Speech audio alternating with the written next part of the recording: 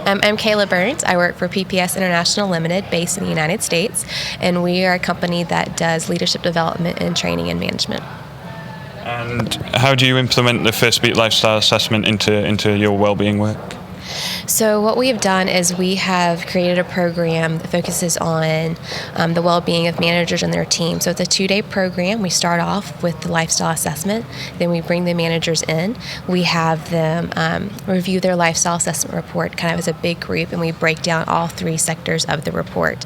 We look at stress and stimulation, kind of what causes it, ways we can help break that up, some stress reduction tools. We then go into activity and exercise levels, so ways that we can bring that into the corporate environment, whether it's getting up and taking a walk, whether it's doing squats at your desk, some way just to incorporate that activity level as well. And then we look at stress and recovery and rest. So the importance of that, making sure that we are identifying the best way to move into that recovery period, and also ways to get simple recovery throughout the daytime as well. And then we can move on to our day 2 portion of the program, where we actually talk about how we as managers impact the stress and recovery of our team members, and so tips and techniques for them to use to be able to incorporate what they've learned on day 1 for their team members, and how they can work on not increasing the stress of their members, but also getting them to buy into this mindset to be a more effective and resilient team. And then we follow up with another lifestyle assessment, really, so they can see that progress and how things are going, and areas that still need to be a focus, and areas that they've continued to improve upon. And how is the buy-in been from employees to wearing the bodyguard and completing the assessment? A little bit challenging at first. They're like, what is this? I don't understand it. But once they see that data, they are truly bought in, and really going through the program and getting that good understanding. And we have so many people that do the follow-up assessment, and they're like, can I do it again? Or can I get my team to come through? Like, this is amazing information. We work with a lot of thinkers and engineers, and so seeing that hard data really brings it to life for them. And so they're able to take that, see it, and really say, okay, I now can identify this, and now take some movement to make some changes, and so they can take that to their team as well.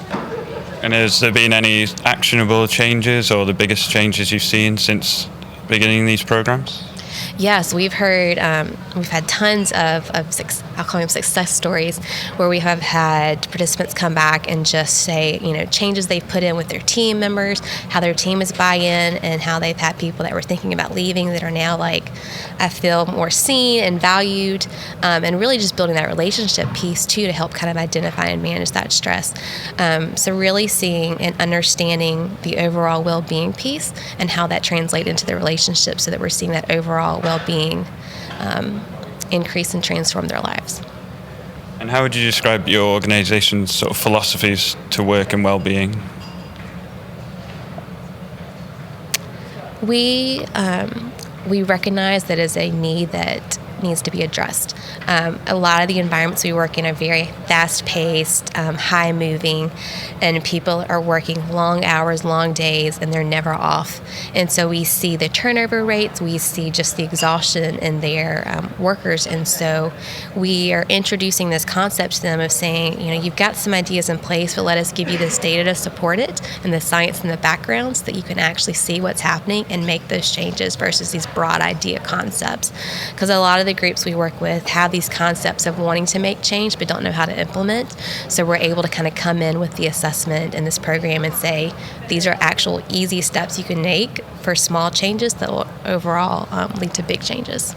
And what sort of industries are the organizations you work with involved in? So right now we're primarily with OEM, automotive manufacturing industry. And that's really it.